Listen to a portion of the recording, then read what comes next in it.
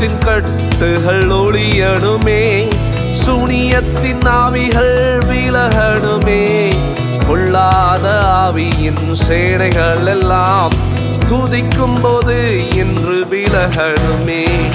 ஆவியை ஊற்றிடுமே, உங்க ஆவியை ஊற்றிடுமே, அந்தகார சங்கிலிகள் அறுத்திடவே உங்க ஆவியை ஊற்றிடுமே.